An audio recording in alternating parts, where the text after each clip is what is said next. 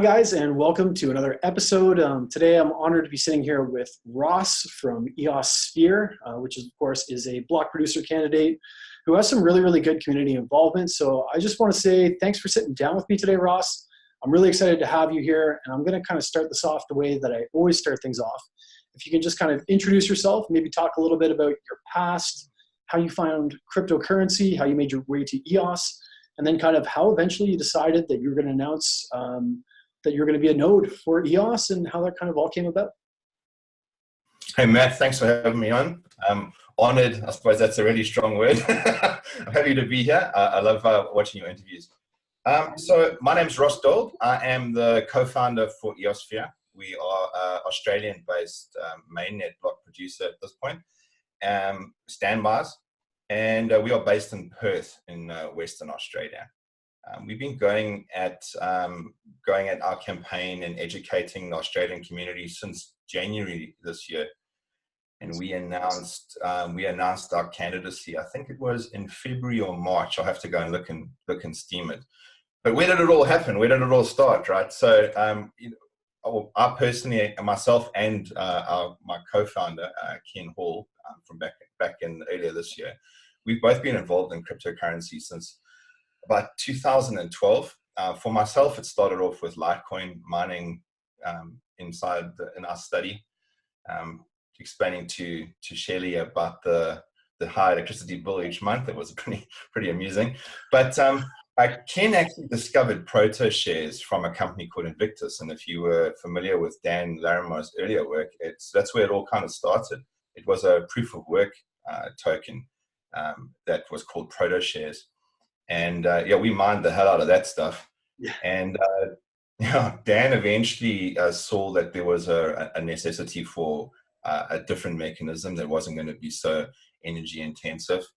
And he started developing the idea of delegated proof of stake. And proto shares then became bit shares. And there was the whole airdrop model that was all created back in those days, where you would have like angel shares and you would have your bit shares, and out of them all other dApps that came on would airdrop their tokens. For instance, there was bit music and bit lotto and all those kind of things. Anyhow, so the bit share space, I was involved with that. I never ever ran a delegate, but I was always part of the forums and kept on top of where Dan Larimer's mind was. And then he moved on to Steem it, right? So, we thought, oh, jeepers, this could be the next big thing. Steem it also uses a variant of the same graphene-based technology using delegated proof of stake. And that also started off as a proof of work just for a moment at the beginning when it originally launched. Mined the hell out of that. And then actually really started getting involved with more of the community side, where, I was doing blogs. Shelley, my wife, she was the Steem it wife, and she was doing posts and getting paid for it. And I ended up running a witness. Still run a witness to this day. However, since we've been working on EOS these days, it doesn't get the same amount of attention. I know Gandalf gives me some grief about me not participating enough in the Steem it community, but I'm still involved to a degree. So I've been running a witness for years. I think since 2014, I think it was 2014, 15. Oh, I don't know. The time goes crazy. In crypto time, that could have been like 30 years ago. And then after that, Dan obviously left Steem it, and he hinted at starting a new project, which ended up being EOS.io. And because myself and my co-founder and the rest of the team, from friends and colleagues that I worked with here in Australia, we just knew that it would be the next best thing. And delegated proof of stake technology is something that we can completely get behind. And then here we are. We announced our candidacy and ultimately helped launch the EOS mainnet, and have been involved in the space this whole year pretty much today. Yeah, it's funny, we were talking earlier that it hasn't been that long, but it feels like a really long time. I don't get it why it's like that. It's bizarre. I mean, mainnet has only been going for like 4 months, and it really feels like years. Yeah, I think it's because a lot of people in the community, yourself included, just put in probably like normal people kind of work on, you know, a 9 to 5 or like an 8 to 6. I think that when you're kind of involved in EOS, it's like a 24-hour a day job. Yeah. It's around the clock. And you're seeing little quadrahedrons kind of, you know, jumping around in your head. The chestahedrons. I know we've got enough of them around the house. We've got pictures and models and everywhere. You mentioned something that was kind of interesting to me, which is kind of a segue to my next question. You talked a little bit about education. Now, I did go over your website and I noticed that you guys have a partnership with RMIT University. How important is education in blockchain kind of to the future? And what is that partnership all about? So when we originally announced our partnership with RMIT, it was for us to fund blockchain governance research at RMIT University, which would have meant funding the papers being written and actual employment for professors to actually do the kind of research. It was kind of hinged on us being top 21, right? So those grand ideas of this huge amount of funding that we're going to be able to give to them, we had to knock it down a few notches, right? So at the moment, what we do is we fund some of the smaller events. RMIT are still partners with us, whereas we connect each other to, or I connect them, or we connect them through to the EOS network. I know that Professor Potts and Alistair Berg, they have regular conversations with Thomas Cox. There's a lot of conversation, academic conversation about governance on a blockchain and what that means as far as, you know, all the sort of philosophy and modern day economics that these guys actually study, you know, like the academic kind of studies that they do at the university. So they still have that. When we have meetups, RMIT join us and they present their ideas on what governance means. You know, they read lots of books that I have not read. So usually I'm the odd one out in the conversation with them all. But it's absolutely important that the world understands that blockchain is not Bitcoin and cryptocurrency. And the whole idea about having a governed blockchain and having social agreements on a chain or something so new, and everyone's trying to get their head around how we can apply that to the real world and everyday life. And here we are, EOS IO mainnet, an experiment running in the real world. So it's great that the students are learning about it correctly from the experts, and we're happy to facilitate that kind of thing. Absolutely, yeah. I did kind of the Worbli online conference with Mr. Potts. He's a smart man, so he's definitely well read to listen to. Yeah, very well read. Yeah, 100%, and very tuned in and very interesting guy. I wanted to talk about something else that I kind of scooped off your website, and that is, of course, your involvement in Chintai. Yes, Chintai. Yeah, I made friends with David Packham like in February or March this year, and he had this idea about Chintai and asked if there was something that we could get behind. You know, even back then we realized, because of how you had to stake for your relative resources on the network as a DApp, we realized that there might come an opportunity where you would need more than you actually, of tokens you actually had, into the token leasing market. That's how we kind of got involved with it, because we've been so vocal and first to announce and be involved in the community. It gave us an opportunity to sponsor that. EOS 42 and the Chintai team have put a tremendous amount of work into actually booting that platform. Yeah, I think that at the moment there's only a few dApps that really need that kind of those kind of resources. But as time goes on, I think that the opportunity for developers to be able to get the resources that they need is going to be completely essential, and take Chintai to the next level. Even if you kind of follow it, you can see that the market depth's kind of building.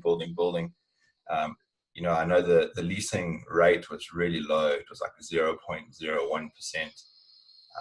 I think it was EOS Bet. I think it was that was looking for some resources. I'm not 100% sure. But as time goes on, I think that platform is going to be used more and more and more.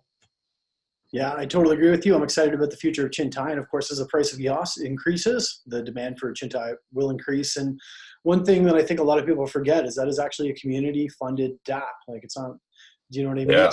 No profits. The 11 of us, I think. Yeah.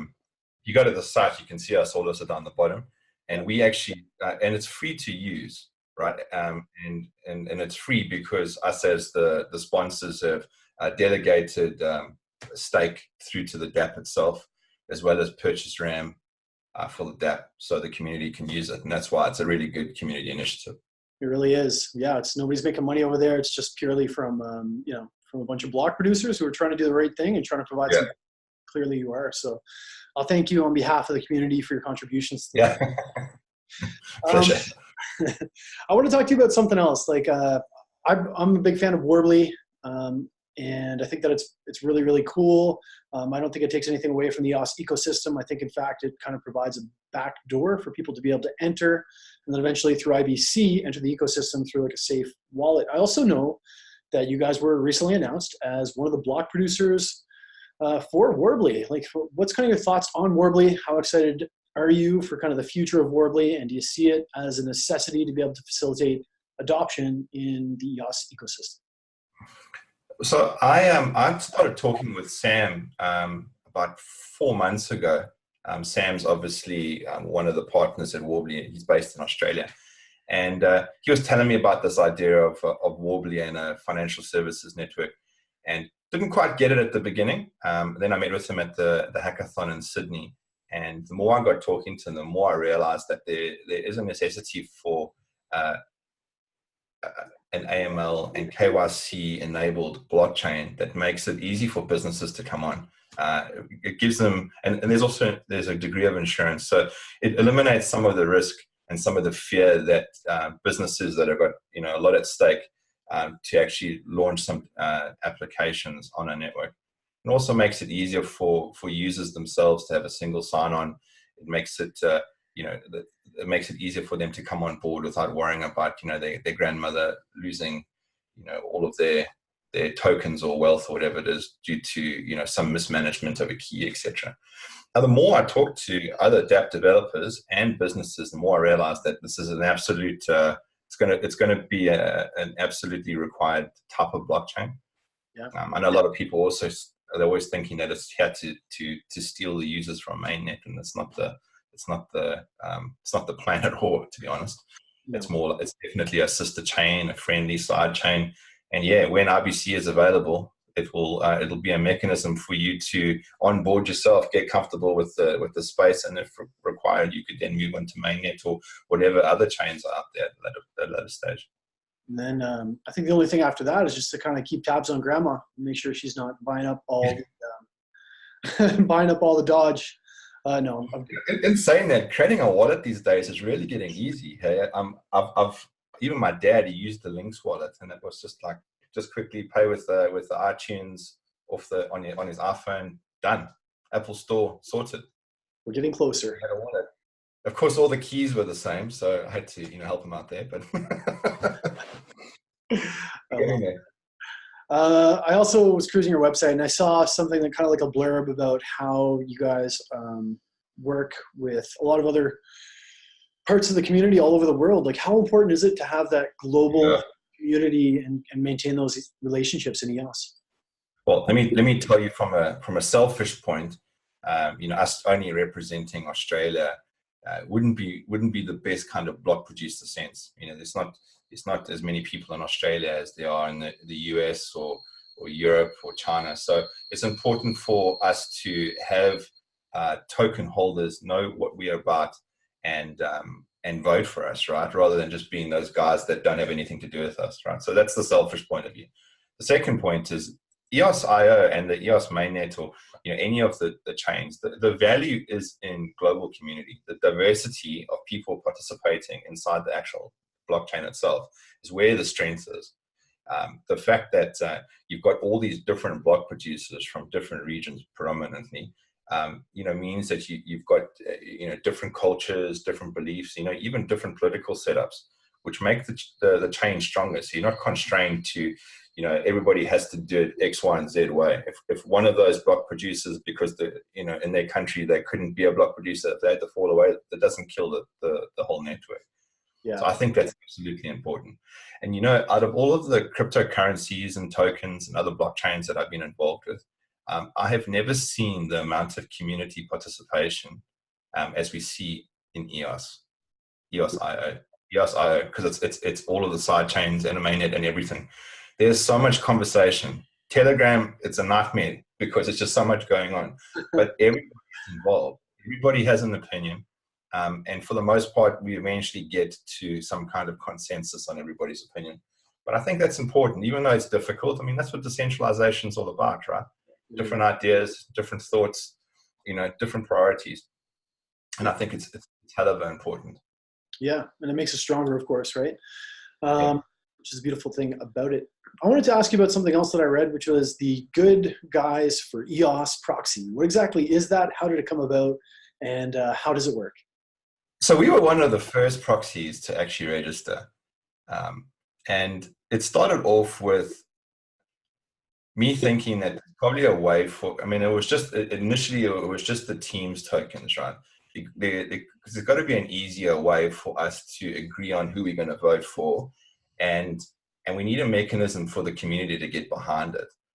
And then I realized that, you know, we are stuck in this point because, you know, we were like in this, between like 40 and 60, there's this thick band, right? Yeah. Of really competent, great block producers that do amazing stuff for the community, whether it be technical, you know, social, just evangelizing the platform, and they're not getting voted in.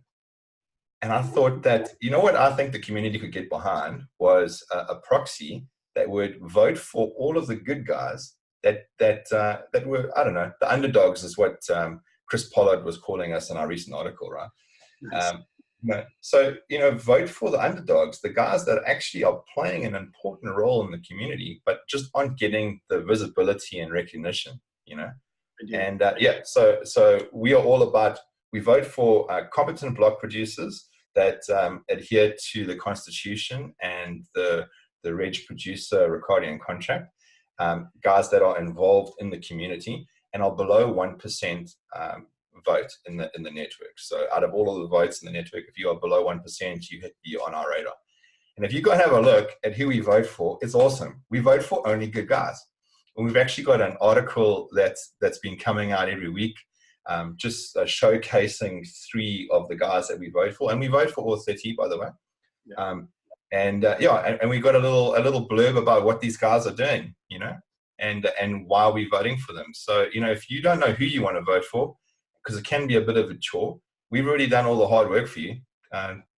Proxy your vote through to us on any one of the platforms, and just know that you're going to be looking after this band in the middle of people that we actually can't afford to lose in the network, because these guys are doing an important role. They just don't have any super whales voting for them. Yeah, I think that there's a lot of not necessarily underrated, because their activities are very visible, but maybe just kind of undervoted people who do like a lot of really, really good work who I speak to on a basis. So I think that's a great idea. I really like it. We were kind of talking about relationships earlier. Who are some of your closest relationships in the EOS space, and why? Well, of course, it's our partners off the bat, right? So, you know, we partner with Emanate, which is a music platform. It's designed to compensate artists fairly and easily, which I didn't know until recently is actually a problem in the music industry. So we do quite a lot of work with them. You know, we jointly run social media campaigns. I connect them with the EOS network, and I'm happy because, you know, working with them means that we're supporting a DApp that I think is going to make a difference. And it's a real DApp, right? It actually works. The showcase that at Blockchain Live by Block One, which is pretty cool. Obviously, we've got a relationship with RMIT. You know, some of the other local dApps in Australia, as they've been built, we have some good conversation with them. Blockchain Center in Australia. So those are more like the partnership kind of things. I would say that we have relationships with all of the block producers, all of the publicly visible block producers, and don't all jump up and down in your seat. It doesn't mean that there's any kind of collusive relationship. But we all definitely join in group discussions to understand where we're going as a mainnet, and what kind of things are important, how we should run our infrastructure. Hey, look what I've done in my country. Look how the businesses jumped on board because of this presentation I did, or maybe I'll use some of that here and get that kind of synergy going. It's funny. So a lot of relationships. I wouldn't say there's any particular one that is the only one, just so many. I love Emanate. I have interviewed Sean and Jimmy before. I'm not saying everybody else should, but I personally bought it in the pre-sale. Like, I'm excited about Emanate. I think that it's a really good idea. And I'm looking forward to seeing that DApp drop, because there is a need. And the way that it kind of like pays out by, I think it's like even by the second, isn't it? To artists, and just kind of so at the moment, just the demo is every 2 seconds. Yeah. But I think it's more like a demo. I think realistically it'll probably be every 30 seconds or so. But what's really cool is, like, if you and I made samples, I had a drum and you had a keyboard or whatever, and somebody went and mixed that in that same song, as that song is playing, you and I could be fairly compensated for our samples from somebody else's track. It's really, really cool. If you go and join the community, also, it gives you, it opens your eyes to this other world, right? They're not cryptocurrency, blockchain platform, nothing like that, right? They're all like, these are artists. So it's interesting to go and listen to what they're talking about. They just want the problem solved, right? They don't really care what it is on, as long as it's going to deliver. And I think Emanate's going to be that platform. Me too. It's one of my most anticipated dApps on EOS. Like, I like a lot of dApps, but Emanate is right at the top of that list for a lot of different reasons. Those guys are super cool. Jimmy's supposed to be coming down to Costa Rica. He has a girlfriend out here, so hoping to hook up and have a couple of bubblies with him. But I like what they're doing. I think it's a cool idea. So Cool. that's pretty funny. I guess my next question was, if you weren't like doing this, because I know Ross, we were talking earlier, you live for this stuff, and as of course do I. You wake up every day and EOS. What do you think you would be doing if you weren't a block producer right now? What would you be doing? Well, I worked for 20 years in the professional IT industry. I'm actually a networking CCIE.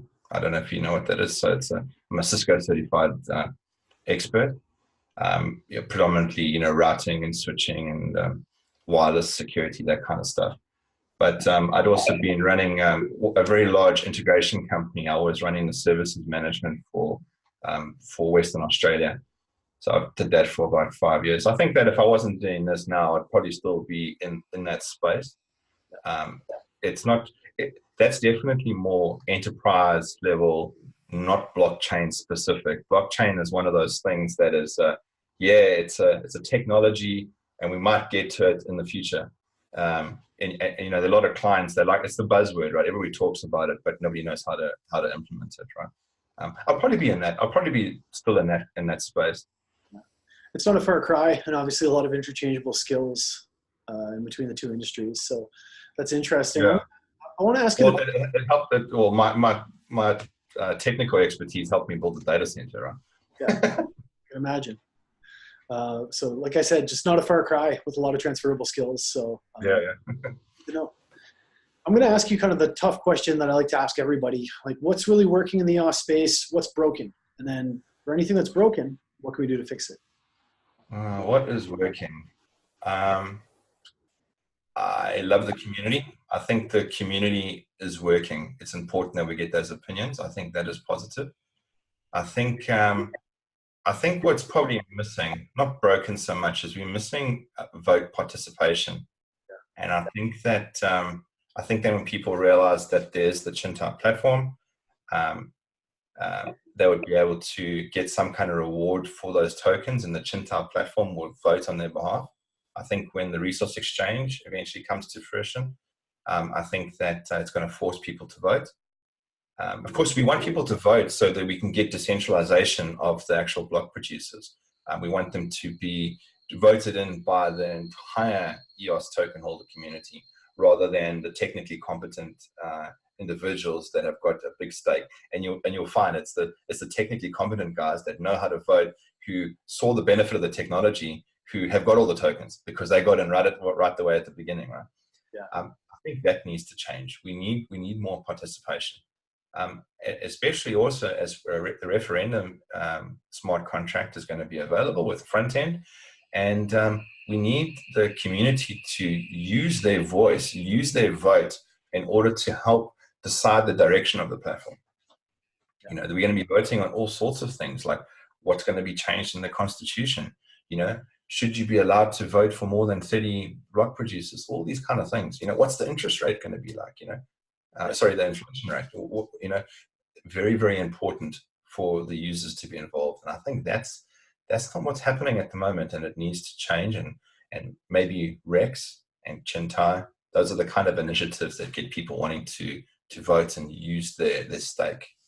I think you're right. And I think what a lot of people don't realize is your vote does matter, because BPs are paid out per vote kind of basis, right? And there's a lot of really, really good BPs who are putting a lot back into the community, who are they're not getting adequately compensated for what they're doing. You know what I mean? So it's like your vote does count. Your vote does matter. And if you're neglecting to vote, then you're really you're maybe doing like a little bit of a disservice to the community, in the sense that there are people who deserve your votes. There are people who are working for your votes who just aren't getting the recognition. I think you're right. Chintai and Rex will help to change that. I suppose another thing that would help people is when they feel secure enough to be able to use their keys. And there's some really good initiatives at the moment. I know we actually sponsor my EOS wallet by Altshift Dev, and he's busy putting together a web front end for Ledger Nano and for Trezor, as well as Scatter. Maybe people will get more comfortable that there's a hardware wallet, and it'll be easy for you to use your keys, you know, so you don't feel like you're going to get ripped off. So those kind of things as well, you know. Something that does frustrate me is there's a lot of vocal people in the community, and even some of the vocal ones don't vote because they don't feel that that their tokens will be safe and their keys will be kept safe. And it's the same. And so how can you be complaining about how the network is going when you're not even placing your vote? You know, same thing with the politics in the real world, right? Everybody's like, oh, what a mission to go and vote at the election, but oh no, this government is screwed. You know, you have to have your voice heard to make a difference.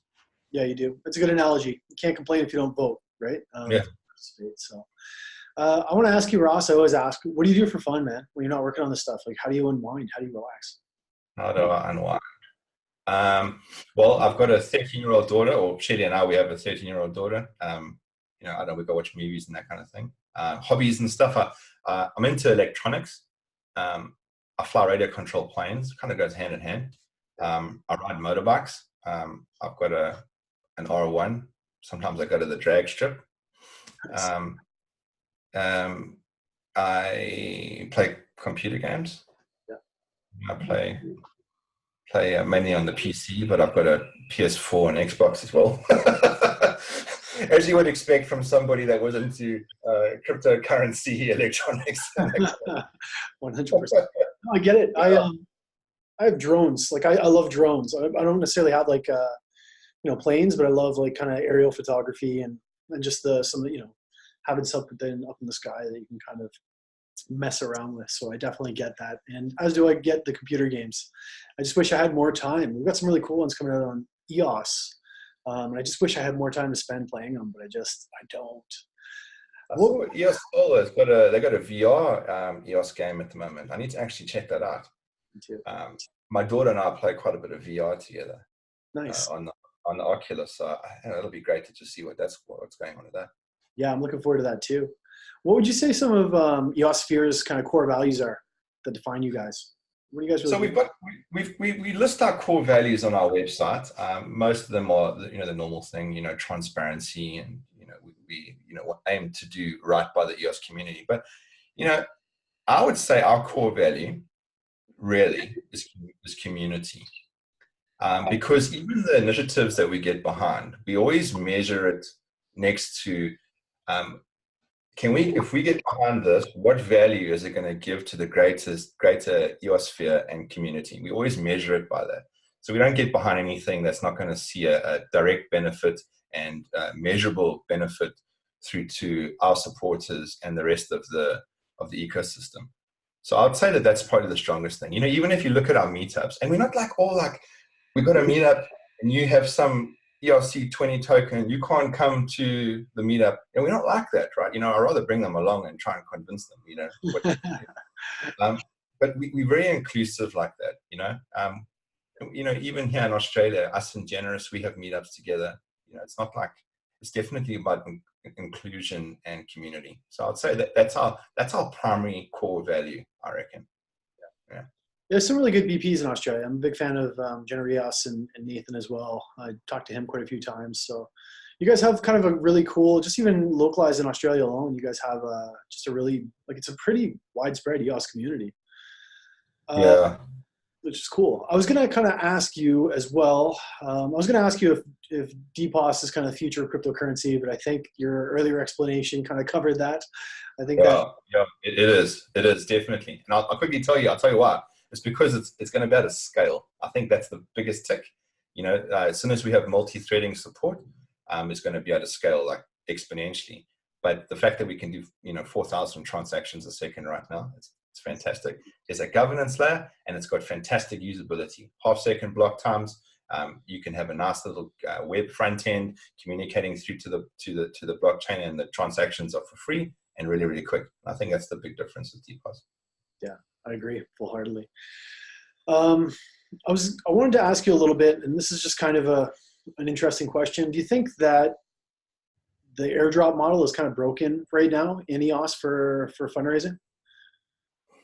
Well, I suppose there's also the air grab model, so that you need to, make sure you take care of your own RAM. Look, I've never done an airdrop. I see the issues that the guys are having, because I think you need 250 bytes or something per user. Look, I think it's a challenge. I think there's at least 5 or 6 other ways to do it, right? Yeah. And you could even argue that sometimes airdrops are just a waste, because you get these guys, they get token X, Y, and Z dropped in on their account, and they never look at it again. So maybe it's better to get participation. Maybe it's better to actually do an air grab. These token holders, or these potential token holders, see value in your in that token. So you know what? They go and they pay the 50 cents, to get their stake in that token. I don't know. I don't have more of a view. I know that like Nathan from Generous would understand that a lot better. But he's come up with a lot of the different ideas for how to mitigate that. So yeah. Off the bat, I like the air grab idea. Yeah. So, if airdrop, maybe airdrops aren't the way of the future, really, because unless you committed to being involved with that platform, why do you even need the tokens in the first place? Yeah, and Emanate's doing that. They've kind of got a limited distribution. I think people are looking at different ways of seeing a new model of somebody who I spoke to recently, which is doing like one airdrop of a set amount based on your tokens, and then kind of consecutive airdrops based on the amount of those tokens that you're holding in your account for like over 7 months. So there's like different ways that people are kind of learning to mitigate it and make sure that people are loyal and like staying engaged. So I'm just seeing a lot of cool stuff from the space. And I think that traditional airdrop model is just not working. But I think that Nathan as well has got some really cool ideas for some upcoming stuff. So I think we'll always do what we always do and just kind of engineer around it. What kind of dApps are you seeing in the space that really capture your imagination, and what kind of dApps would you actually like to see built that may not be built yet? So we participated in the hackathon in Sydney. I actually did something really cool. I'll tell you, it's a little segue. I'll tell you. I got one of the team members from Power Ledger to join us. So Anya Nova, she was our spokesperson. We got 2 developers from Emanate, and we got 2 of our guys to create this hybrid team. And they came up with a really good dApp. And that dApp was something called Strauss, which was a mechanism to alleviate strata management. Now, I don't know if what you would call it in Costa Rica or anywhere else in the world, but essentially, if you're in a block of flats, for instance, and everybody has their own like sectional title for their apartment, but the building still kind of belongs to everybody as like a governing body. And what they do is typically they get a third party to come in and manage the building.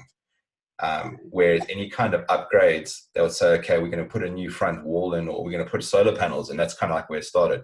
And then everybody had to pay $1,000 for the solar panels, right? But who gets the benefit? Some people didn't want to pay for the solar panels. Anyhow, so it's a mechanism for us to do fractionalized returns for upgrades in the building. Like, for instance, like if they wanted to start doing biofuel in the basement, not everybody needed to participate in it, but it also means that you're not going to get the benefit of it. So it was an automated mechanism to do that. And I believe it's a huge industry, this whole management of proposals and coordination for initiatives around these buildings or complexes. And this DAP was, this DAP would solve that. And, I don't know, I can't obviously talk about too much more, but it looks like that DAP's actually got a future, and watch the space, I guess. Yeah. So, that kind of depth, I thought that was awesome. That was fantastic. Yeah. Any depth that solves getting rid of some kind of middleman third party, and any depth that brings a degree of automation to something that generally takes like a long time to go through all the red tape and bureaucracy and process. Those are the best kind of depths. I have to agree with you. I think that that's a really cool idea as well. And it's funny all the kind of use cases that are servicing and the way that we're learning to use the blockchain just to solve some complex problems and break things down, create some transparency. And then of course, like you said, just remove a middleman and decentralize some stuff. Yeah. Who do you most admire in this space? Like if you had to pick one person that you really admire, who would it be and why? Geez, that's an unfair question. Okay. That's unfair. You know who I do admire? I admire the developers and block producers that, without getting any reward or even glimmer of some kind of reward for all the effort, are actually putting the effort in. That's what I admire. I mean, you got these guys completely consuming all of their personal time in order to build dApps and apps and just help people without any guarantee of getting a return. I bet when you first started doing videos for the EOS ecosystem, you were not expecting any kind of reward, right? And I mean, I suppose you're still not getting much of a reward, especially with these kind of guests on the show, right? I would have you here anytime. It's all the unsung heroes that actually make the mainnet what it is. Yeah, absolutely. Yeah. A lot of people doing a lot of hard work that are getting no reward. Yeah, and I think to downplay yourself and talk negatively, like I think you hit the nail on the head. You guys are the ones who make this network run. You guys are the people going in, day out, and just kind of creating the community and supporting dApps and just supporting people and making this whole thing run. And there are a lot of unsung heroes, which is why I really like your proxy idea for the EOS good guys. It's really cool. Yeah. So, I mean, and also like our block producer rewards. I mean, our whole mantra when we first started, and even to this day, was reinvesting back into the ecosystem to grow a bigger ecosystem. We've actually got a video out there. I don't know if you've seen it, showing what we believe the role of a block producer is. I'll send you the link. It's a bit of an old video, but it's still a goodie. And we support guys that are building stuff. It might not even be super public about it, but we'll send. There's 100 EOS, good work there. Keep it up. Just something to keep things going. Yeah, we absolutely do that. That's cool. I love it, Ross. Aussies are good people. From what I don't know. I've I had some Aussie friends back in Canada, and I haven't really met too many of them that I don't like. I think they have kind of a similar mentality to Canadians, just very very giving, very friendly, very warm. And I think you guys are doing a great job. So he has a spanner for that. I've been living in Australia for 10 years. I'm originally from South Africa. Okay, cool. So I'm a South African Australian cross. Crazy. It's awesome. I've been dying to get out there for a while. Like, it's on my list of places to go. Of course, Tom from Trybe is English, living in Australia. So I wanted to make my way out there and just visit. I talked to a lot of people in Australia, a lot of people from the EOS community in Australia, and I want to make my way out there sometime in the future. So if I do that, I will look you up. When you do come out, make sure you let us know. We have regular meetups across the country, and I know that Shelley and Chris were talking about having Tom at the next meetup in Melbourne. So whatever it is, just make sure that we do it all together, and it'll be just better for the Australian EOS community to get more of the sort of spokespeople in the event. Yeah. I love it. You called me a spokesperson. I'm honored. I'm still such a small fish, man, but I just love doing this stuff. And, and I've got the opportunity to speak to a lot of cool people like yourself. So what's something that people might not know about EOSphere, and why should people vote for EOSphere, kind of in, a couple of phrases? What don't, we're so transparent. We're in the process of moving infrastructure to bare metal. That's kind of, no one really knows about that yet. I need to probably advertise that a little bit. Yeah. We get better performance, and Jesus, heaps cheaper than the cloud. But yeah, I'm doing it more for the performance aspect, to be honest. For sure. The EOSphere Panda is actually my 13-year-old daughter. A lot of people think that it's Rick Smith or myself in the Panda suit. No, it's not. It's my daughter. And I don't know. We're based in Perth. I love it. Why should people vote for EOSphere aside from the 3,000 reasons we just went over? I think a vote for EOSphere is a vote for a team that know how to run infrastructure, are involved with governance, and are all about community and inclusion. One more. We are opening up a different arm to EOSphere called EOSphere Dev. It's still a work in progress, but the way we figured, we get hit up by businesses and people with ideas to build dApps all the time. Like, we're in the middle of this. So I also have access to so many developers that want work, so many technical guys that want to orchestrate projects and dApps. So we're going to be taking on dApps to actually develop on behalf of businesses as like a sort of services arm. Watch the space. It's obviously a slightly different business structure to what we have at the moment, but it just makes sense, man. It's like we're in the middle of it the whole time, and I get so many emails about with companies saying, please come and help us develop this. So I go and talk to them, and we discuss some of the ideas and some potential dApps, but we don't necessarily take it to the next level. We say, okay, well, you can go speak to that development house. Might as well keep it internal. So yeah, vote for EOSphere would be for those kind of initiatives. It would be for evangelizing how EOS.io is a business-friendly platform. And we just want to grow. And you as a token holder, we want your token to be worth more than $5.50. It will be, man. That's coming. I don't think anybody can stop that. You know what I mean? I really, really don't. Any final words for kind of the community, Ross? Like, it's been an absolute pleasure here chatting with you, and I'm going to put all of your links and everything we talked about. Send me that video. I will. Yeah. It's all the better goodie. Yeah, exactly. And any kind of anything interesting, I'm going to list that below in the comments. But do you kind of have any signing off words for the rest of the community, or anything that you want to say to the EOS community in general?